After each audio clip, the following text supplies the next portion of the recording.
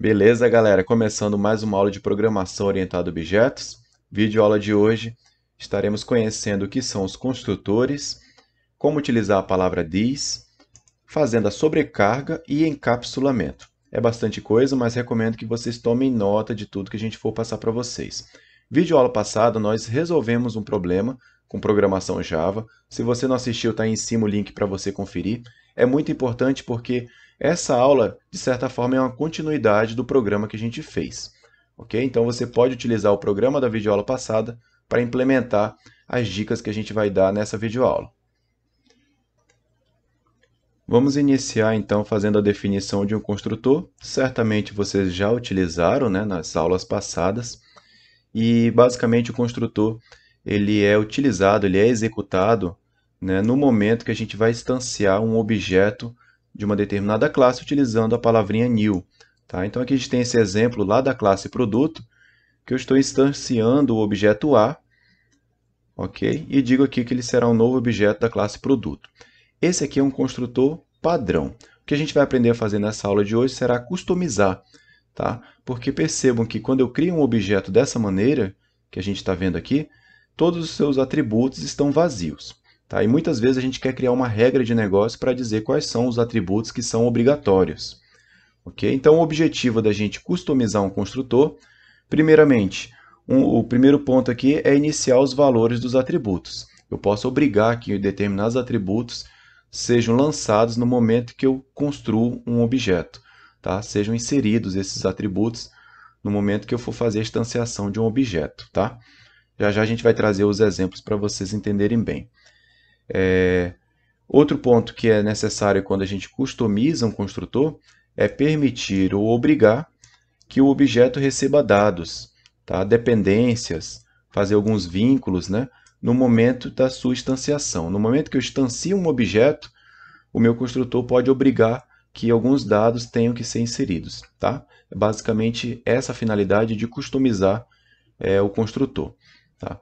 Se a gente não customizar, né, se o construtor customizado não for especificado, se a gente não especificar, que é o que até então, né, a gente não vinha especificando, a classe disponibiliza o construtor padrão. Então agora você já sabe o que é um construtor padrão. De novo, está aqui ele, ó. É aquele construtor que a gente instancia um objeto com dados vazio. E aí também é possível a gente especificar mais de um construtor. Então eu posso especificar vários construtores para uma mesma classe. Tá? São várias formas de eu construir um objeto naquela classe. A gente vai fazer isso ainda nessa videoaula. Tá? E essa forma de criar vários construtores, né, é chamado de sobrecarga. Tá? Mais para frente a gente define certinho esse termo. Falando ainda do construtor padrão, pessoal, perceba aqui essa imagem. Ó. Quando a gente executa um construtor padrão, como esse que a gente viu, né, aqui, ó, na memória, o que ele está guardando, pessoal, é um objeto chamado A, tudo bem? Né? Ele é da classe produto. Só que percebam que todos os seus atributos estão vazios. Ó. O nome, na verdade, é nulo, o preço fica zerado, né? E a quantidade também zerado.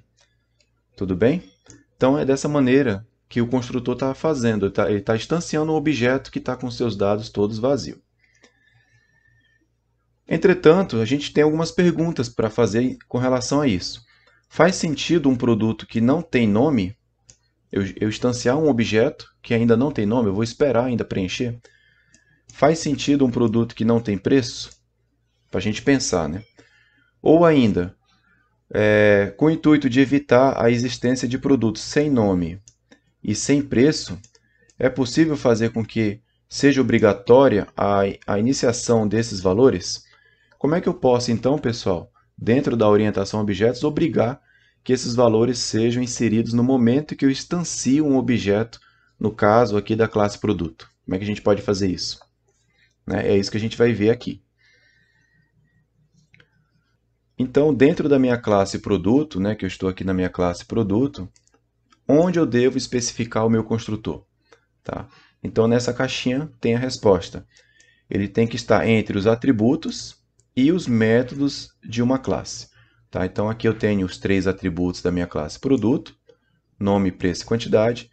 E aqui embaixo eu tenho, galera, os meus métodos, tá? E continuo aqui na reticência, tá? Então, entre os atributos que estão aqui em cima e os métodos, tá? Então é aqui que eu devo especificar o meu construtor, tá? Isso é uma regra que já a gente vai trazer, uma convenção JavaBeans, que estabelece algumas regrinhas, né, de boas práticas para o desenvolvedor Java. Vamos então fazer um construtor para a classe produto, tudo bem? E como é que seria esse construtor? Eu dou aqui public, o nome da minha classe, tá? Que é o mesmo nome aqui, o produto, public produto, e olha só o que eu estou passando agora, pessoal, entre parênteses. Eu quero que quando eu for construir um produto, no meu construtor, lá no programa principal, né, ele passe obrigatoriamente o nome do tipo string, um preço do tipo double e uma quantidade do tipo int. Tudo bem? E dentro dele, olha só o que acontece. Ele chama o atributo nome, por isso que tem aqui this.nome, que ele está se referindo a esse nome aqui, ó, o atributo nome. Ele recebe o quê? O que foi passado por parâmetro, que também é nome. Tá? Então é por isso que a gente coloca this.nome, que ele está fazendo referência a esse atributo nome aqui. Também, em seguida, this.preço, ou seja, ele está se referindo a esse atributo preço, que vai receber o quê? O que foi passado de parâmetro aqui no preço. Certo, pessoal? E por fim, this quantidade, ou seja, ele está se referindo a esse atributo quantidade, que está recebendo o que está sendo passado aqui como parâmetro, né? É a quantidade que está vindo lá, tá? Do nosso programa principal. Então, definimos o nosso construtor. Esse é o construtor que obriga que todo objeto instanciado da classe produto informe nome, preço e quantidade. Então, definimos agora um construtor que vai obrigar, né, toda vez que eu for instanciar um objeto da classe produto, que eu indique o nome, o preço e a quantidade. Tá? Com relação à palavra this, o comando this faz referência para o próprio objeto. Então, this nome, eu estou me referindo ao nome desse objeto aqui, ao atributo nome. This preço, estou me referindo ao preço, ao atributo preço. This quantidade, ao atributo quantidade. Tá? Tudo bem, pessoal? Então, a gente encaixou aqui entre os atributos e os métodos, agora a especificação de um construtor que obriga que seja implementado toda vez que eu for instanciar um objeto lá no programa principal, eu indique o nome, o preço e a quantidade. Voltando para o programa principal, eu estou tentando instanciar o objeto A da classe produto sem especificar aqui os dados entre parênteses. E ele já deu aqui um errinho, ó, dizendo que essa instanciação está incorreta, porque agora eu defini na classe produto como é que tem que ser instanciado. Então, na hora que eu for instanciar um objeto A, eu tenho que passar aqui entre parênteses aqueles três dados, ok? Que é o nome, o preço e a quantidade. Se eu não passar esses dados, ele não vai aceitar que eu instancie um objeto da classe produto. Então, a maneira correta agora acontecerá da seguinte forma. Tá? Percebam que eu estou fazendo aqui a pergunta. Né? Cria aqui primeiro o scanner, tá? Só para a gente não pular nenhuma etapa. O scanner. E eu pergunto o nome do produto. E eu estou salvando, ó, eu faço um leia, né, daquilo que meu objeto scanner se chama leia. Então, eu leio aquilo que o usuário digitou e guardo na variável nome, uma variável local aqui do programa. Solicito o preço do produto e guardo numa variável também local chamada preço. Né? E pergunto, solicito a quantidade do usuário e eu guardo isso numa variável local também chamada quantidade. Até aqui eu não instanciei o objeto, pessoal. Guardei tudo em variáveis. E aqui, nesse momento, eu estou instanciando o objeto A, né, new produto, ele vai ser um novo objeto da classe produto, passando agora, pessoal, as variáveis, ó, o nome, né, eu estou guardando aqui, o preço aqui e a quantidade aqui, certo? Então percebam que mudou a forma de eu instanciar um objeto. Nesse exemplo, com esse construtor que a gente fez, toda vez que eu for instanciar um objeto da classe produto, eu tenho que passar o nome, o preço e a quantidade. Ele não deixa eu instanciar um objeto sem os seus dados. Ok? Entenderam? Recomendo que vocês implementem, alterem o código que a gente fez na videoaula passada, que a gente definiu exatamente a classe produto. Agora com esse construtor, né, ele vai garantir que todos os dados sejam inseridos no momento que eu instancio um objeto. Então, o que vem a ser sobrecarga? Então, é o recurso que uma classe possui, que ela permite que a gente faça, né, de oferecer mais de uma operação com o mesmo nome.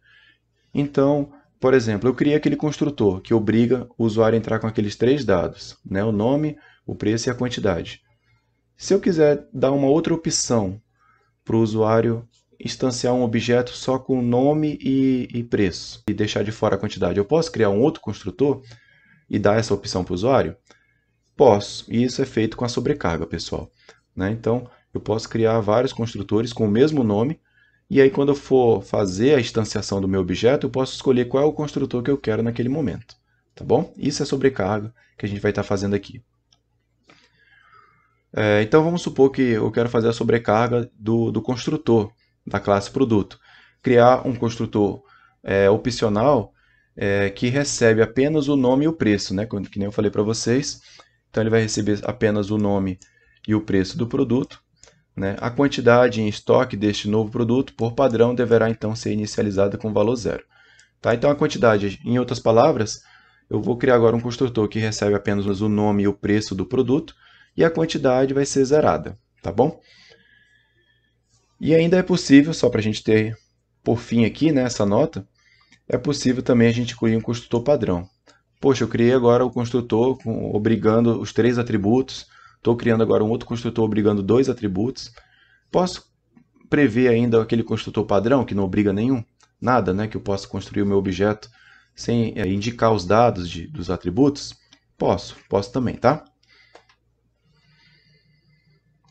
Então, aqui, percebam que eu tenho os atributos da minha classe produto, ok? Tenho aqui o meu construtor que obriga que eu insira o nome, o preço e a quantidade, que foi aquele construtor que a gente fez, né, agora há pouco. E agora estou inserindo esse novo construtor, também percebo que ele tem a mesma nomenclatura, public produto, que ele só pede o nome e o preço. Tá? E aqui ele preenche this nome, né? Recebe o que veio de fora na variável nome. Esse this nome ele se refere ao atributo nome. E this preço, ele se refere ao atributo preço, vai receber o preço que veio passado como parâmetro aqui. Tá? Essa é uma maneira, como também temos aqui essa outra alternativa, que é public, produto, mesmo nome, e aqui eu tenho recibo o nome e o preço. Eu preencho aqui o meu atributo nome e o meu atributo preço, e a quantidade eu estou jogando zero. Tá? É a mesma coisa, tudo bem? Então a diferença é que eu estou prevendo aqui a quantidade recebendo zero, e aqui simplesmente eu não joguei valor algum para a quantidade. Em ambos os casos, o construtor só vai solicitar, quando eu for instanciar um objeto da classe produto, ele vai me solicitar o nome e o preço apenas. Então, lá no programa principal, estou instanciando um objeto B da classe produto. E quando eu clico aqui dentro do parênteses, ele me diz os 2 construtores que eu tenho. As duas formas de eu instanciar o objeto B da classe produto, né, são essas duas aqui. Uma só prevendo o nome e o preço, e a outra forma de construir um objeto é nome, preço e quantidade. Tá? Então, ele disponibilizou os 2 construtores que eu fiz até aqui. Então, é possível indicar e utilizar os tipos de construtores que você quer utilizar, tá? Criados em uma determinada classe. E o construtor padrão, como é que eu faço? Eu tinha dito para vocês que eu também posso prever aquele padrão. Eu posso deixar aqui como opção também. Esse padrão é aquele que a gente não define, né, os atributos. Eu instancio um objeto vazio. Como é que eu faço? Volto lá na minha classe produto, né? E aí agora eu percebo que eu tenho 3 construtores, tá? São 3 formas de instanciar o objeto da classe produto. O primeiro prevendo que eu entre com o nome, o preço e a quantidade. O segundo que eu entre com o nome e com o preço apenas. E o terceiro construtor eu não entro com nada. É aquele construtor padrão que eu só instancio o objeto sem mandar dado algum. Tá? Não é o indicado, tá? Mas é possível a gente prever também. Então, voltando agora para o nosso programa principal, que está lá no pacote Application, quando eu vou instanciar o meu objeto B da classe produto, eu tenho aqui 3 construtores. Tudo bem, pessoal? Reta final, vamos falar de encapsulamento. Então, é um princípio que consiste em esconder detalhes, né? Toda vez que fala de encapsulamento na orientação a objetos, é esconder os detalhes de implementação. Aí todo mundo fica pensando, cara, por que eu vou esconder detalhes de implementação de uma classe, né? Então, visa o fato da gente não expor, né, todos os dados da classe, né? Então, ele expõe apenas as operações que são seguras, que são adequadas para o usuário, né? E que mantenham objetos em um estado consistente. Tá? Em outras palavras, pessoal, quando a gente fala de encapsulamento, né, ele tem uma regrinha de ouro aqui, que é essa aqui. O objeto deve sempre estar em um estado consistente. Parece questões de banco de dados, né? Os dados de um banco tem que estar sempre consistente, íntegro, né? E a própria classe deve garantir isso. Então, a própria classe, em outras palavras, é o programador, né? É o programador que tem que garantir que a classe esteja consistente. Tudo bem? E por que tem essa impressora aqui embaixo? Porque tem muita ligação esse conceito de encapsulamento com os aparelhos eletrônicos que a gente compra de modo geral. O que representa essa impressora é que, quando desenvolveram a impressora, eles guardaram dentro dessa carcaça da impressora todos os circuitos eletrônicos que não é de uso do usuário. Tá? Não é para o usuário abrir a impressora e mexer nos seus circuitos internos, porque está encapsulado, está protegido. O que foi disponibilizado para o usuário é apenas os botões ali de interação. Aquilo foi realmente disponibilizado com uma usabilidade muito boa para o usuário entender, né, como manipular a impressora, fazer toda a configuração dela. Mas os aspectos internos, né, que os programadores, os engenheiros de hardware e de software fizeram para construir essa impressora, eles esconderam muitos detalhes de implementação para que essa impressora funcione. Então isso é encapsulamento. Foi encapsulado aquilo que era necessário, eles guardaram, né, esconderam as funções internas, porque não convém o usuário mexer naquilo. E disponibilizou somente aquelas funcionalidades que realmente são para o usuário que venha utilizar uma impressora como essa. E aí, trazendo esse contexto para a nossa classe, também é da mesma forma, pessoal. Dentro de uma classe produto como essa aqui, é interessante que eu guarde, que eu proteja esses dados aqui. Não é qualquer usuário que pode chegar e colocar um nome para o produto, ou alterar o preço, ou mexer na quantidade, sem o devido método, sem um devido critério.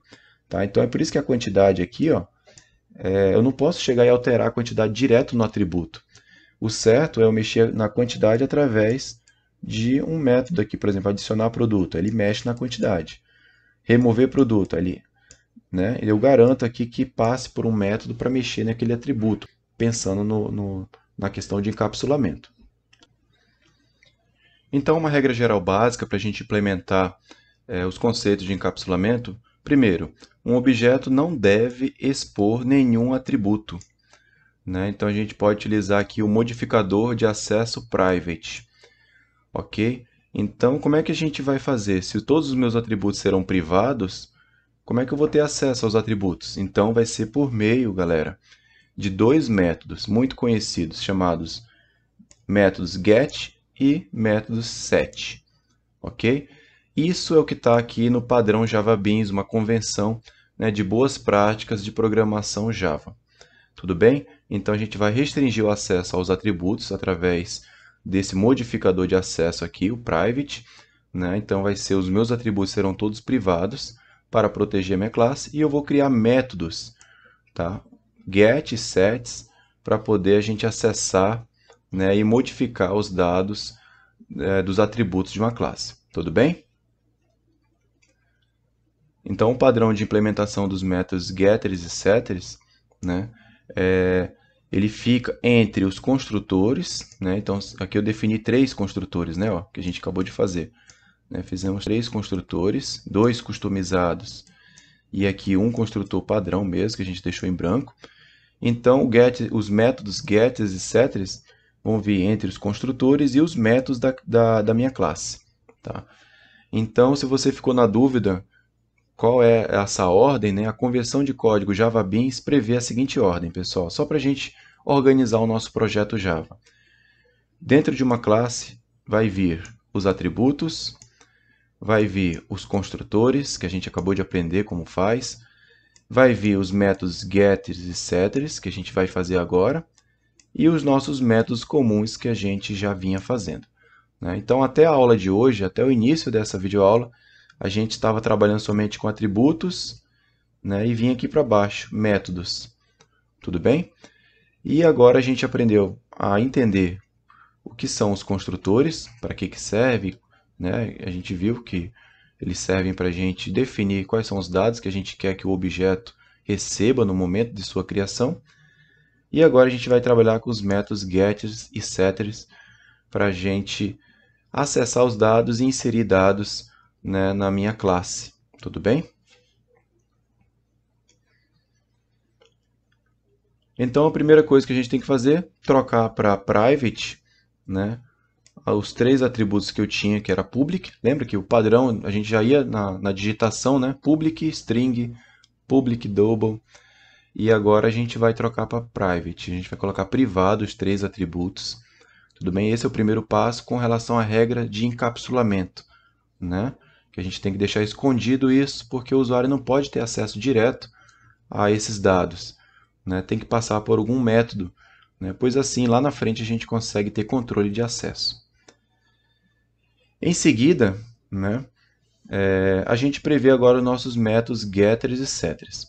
Tá? Aqui tem uma reticência, tá, para dizer que continua aqui os construtores, né, que a gente criou. E depois dos construtores é que vem, percebo que eu criei aqui public, string, get nome. Tá? E ele retorna o nome. Então esse método get, ele retorna, é como se fosse um método de consulta. Ele retorna o nome do produto. Toda vez que eu quiser acessar o nome do produto, eu utilizo esse método aqui, tá, galera? Tudo bem? E se eu quiser inserir o nome do produto, então é esse outro método, é o método set. Então, public void, ele não volta nada, né? Set nome, ok?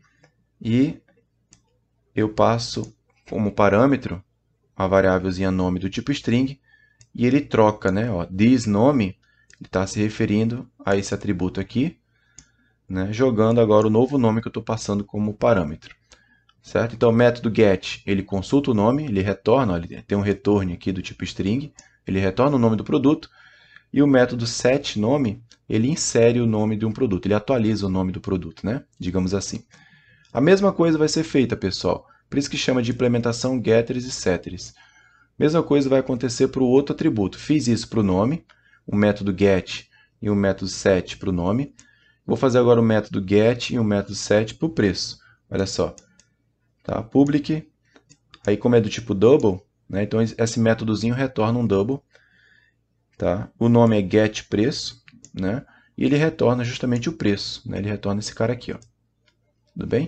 Do meu produto. É assim que eu faço para acessar agora o preço do produto. E por fim o método setPreço. Né? Então é aquele que vai inserir, vai setar o novo preço. Então public void, ele não retorna nada. Ele recebe como parâmetro uma variável do tipo double, preço. E aí, ó, chamo this preço, ou seja, ele está se referindo ao atributo preço aqui da minha classe produto. E ele recebe o novo preço, ele atualiza, tá, o atributo preço dessa classe. Beleza, pessoal? Criamos então dois métodos para o atributo nome, get e set nome, dois métodos para o atributo preço, get preço e set preço. Tá? Aí vocês podem estar se perguntando, caramba, a gente vai ter que fazer na mão para cada um dos atributos? Se você quiser, é uma opção, mas também o Eclipse permite que a gente construa, faça essa implementação dos métodos get set de forma automática. Vou já mostrar para vocês. Ok? Fiz para o nome, fiz para o preço, os métodos get set. Está faltando mais alguém? Está faltando o quê, pessoal? A quantidade, né? Então falta a quantidade. Só que eu pergunto para vocês, será que eu tenho que criar um método get e set para a quantidade? para mim alterar a quantidade direto assim, lembra daquilo que eu falei para vocês agora há pouco? Né? É interessante que a quantidade seja modificada através de um método específico para gerenciar estoque, no caso, né? Então vamos ver aqui, ó. Aqueles métodos que nós criamos, pessoal, estão lembrados? O add produto e o remove produto, que em outras palavras, ele chama a quantidade aqui, ó. No add produto, a quantidade recebe quantidade mais a nova quantidade que está sendo passada aqui como parâmetro. E no remove produto, eu chamo aqui a quantidade e ela recebe ela mesma, menos a nova quantidade que está sendo passada aqui como parâmetro. Então, esses métodos aqui, pessoal, já são os métodos que modificam o valor da quantidade. Tudo bem? É isso que ele está dizendo aqui nessa caixinha. Ó. O atributo quantidade é incrementado e decrementado por um método específico. Por isso, não necessita do método set. Tá? Então, não preciso criar um outro mecanismo que modifique o atributo quantidade. Tudo bem? Porque senão eu vou ter ali estou dando uma abertura no meu sistema, estou dando uma abertura para modificar a quantidade de uma forma aleatória que não seja por meio de adicionar produto e remover produto. Tá? Então a gente não pode criar esse gargalo aí, né, esse problema no nosso sistema. Se a quantidade ela já é modificada pelo add produto e remove produto, então eu não preciso criar um método set para a quantidade. Entenderam, pessoal? E a única coisa que eu vou criar então para a quantidade, né, é o método get. Tá? Então, meu métodozinho aqui get quantidade, ele retorna, né, é um método público que retorna um inteiro, que é justamente ele retorna a quantidade. Tá? Então, o atributo quantidade precisa apenas do método get. Entenderam bem isso, gente? Ok? Então, eu não precisei criar um método set para o atributo quantidade, porque ele já tem dois métodos que faz a modificação de seus valores. Tá? Então, eu criei apenas o método get, tá? Para a quantidade. Então, assim, é muito importante a gente fazer essa leitura da nossa classe para entender se eu preciso criar método get set para aquele atributo ou se ele vai ser modificado através de um método específico, né, que faz ali uma operação própria que a gente vai tratar, né, em um método que a gente vai desenvolver dentro da classe. Tudo bem? Ok?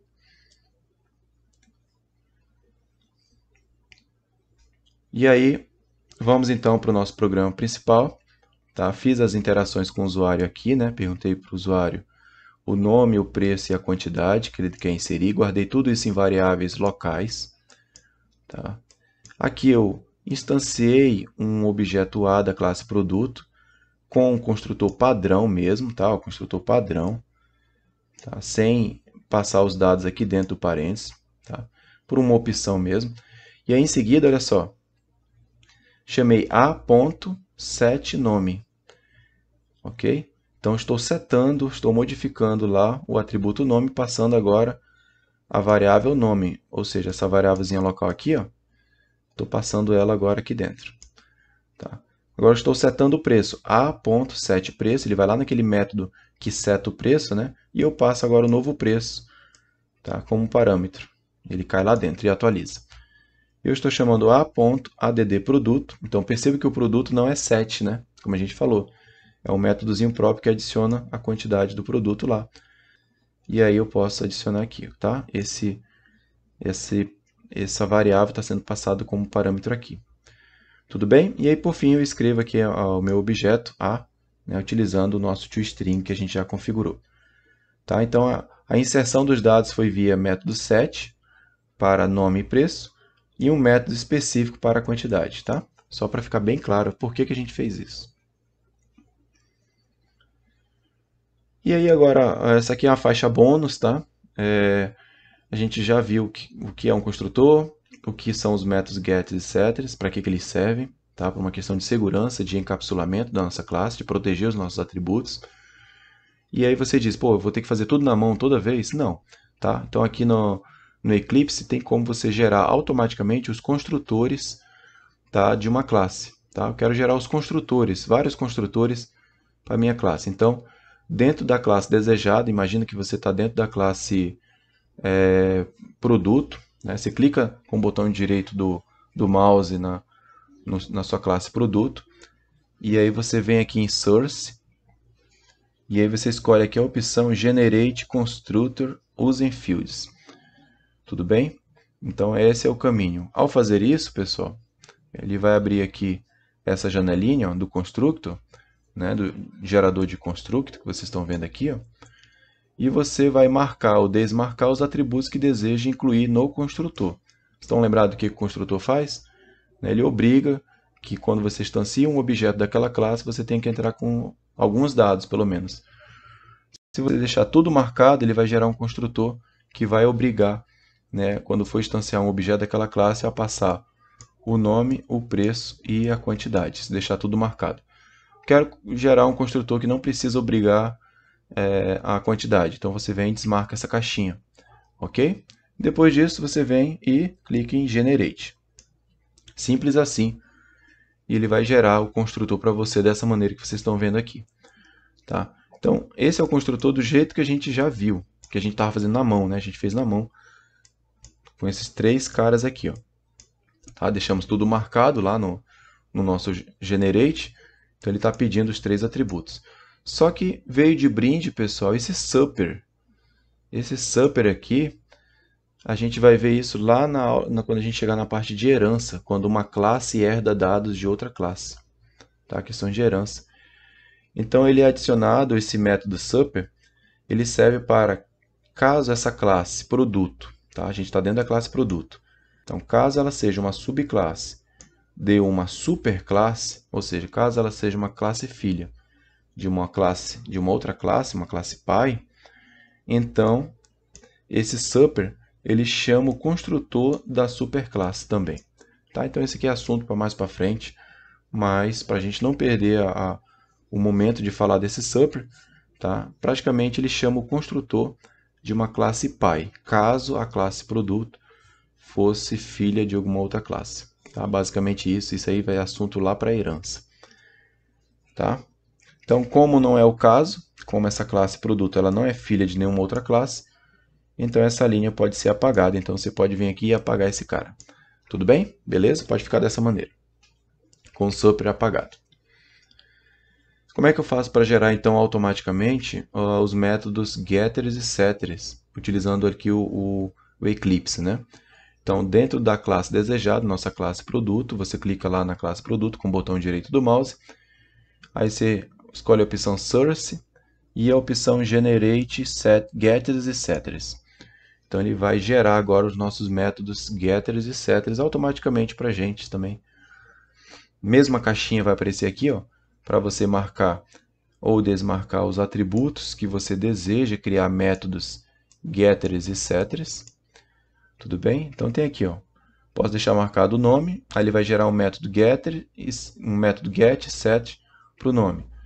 Deixei marcado o preço, ele vai gerar um método get set para o preço. Desmarquei a quantidade, tá? Aqui em cima.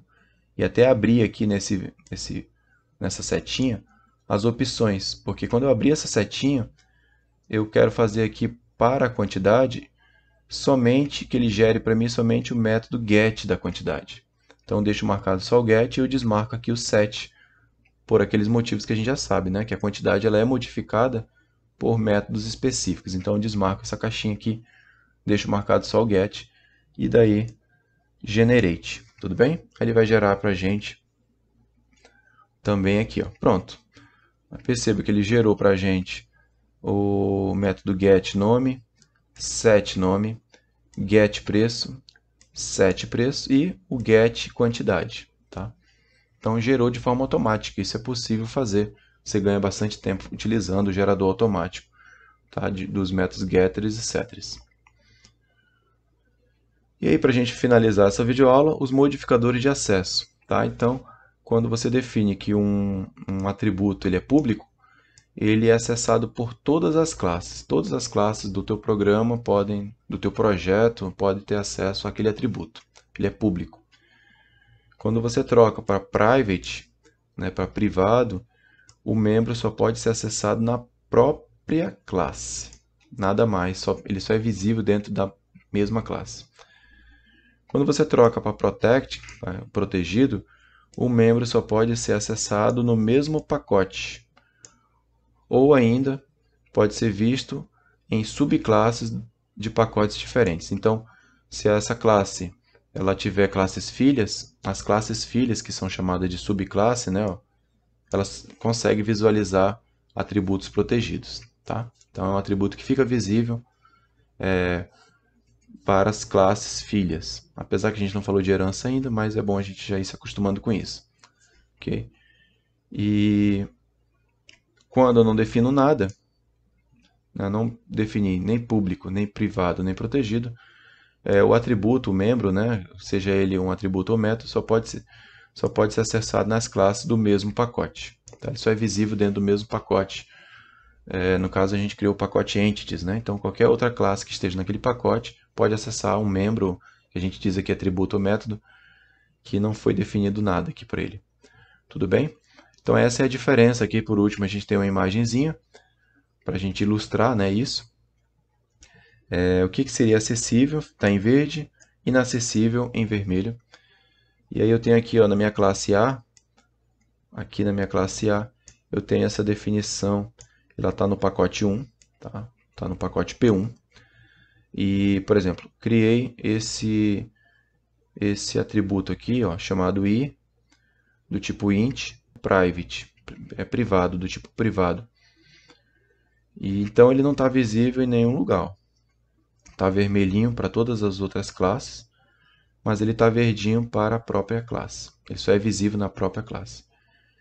Criei agora esse atributo j do tipo int, ou seja, não defini nada, né? Aquela definição de nada. Então ele fica visível para a própria classe e visível para classes que estejam no mesmo pacote. Então perceba que a classe B ela está no mesmo pacote P1. Ok? Então ele fica visível para a classe B que está no mesmo pacote. Quando eu digo que é protegido, ó, criei aqui um atributo K do tipo int protect, protegido. Então ele fica visível na própria classe, fica visível em outras classes que estão no mesmo pacote, né? Mesmo que não tenha ligação nenhuma. E ele fica visível também para essa classe C, pessoal. Essa classe C ela é filha da classe A. É isso que está sendo dito aqui. Ó. Tá? É uma classe que ela é extends de A. É uma classe filha, como se ela fosse uma subclasse de A. Então, esse atributo aqui fica visível também para essa classe C. Tudo bem? E por último, um atributo L do tipo int, ele é público. E aí ele é visível para todo mundo, né? Tanto na própria classe, como na classe que tá no mesmo pacote, no pacote 1, e que não tem vínculo nenhum, mas ele está visível também. Tanto nessa classe filha aqui, que está em outro pacote, que está no pacote P2 aqui, mas essa classe C é uma classe filha da classe A. E até mesmo visível para um pacote, para uma classe D. Até visível para uma classe D, que está nesse pacote aqui P2, tá? Que não tem vínculo nenhum com a classe A, lá em cima. Beleza, pessoal? Então essa é a definição dos modificadores de acesso das classes que a gente pode estar criando dentro do nosso Java. Tudo bem?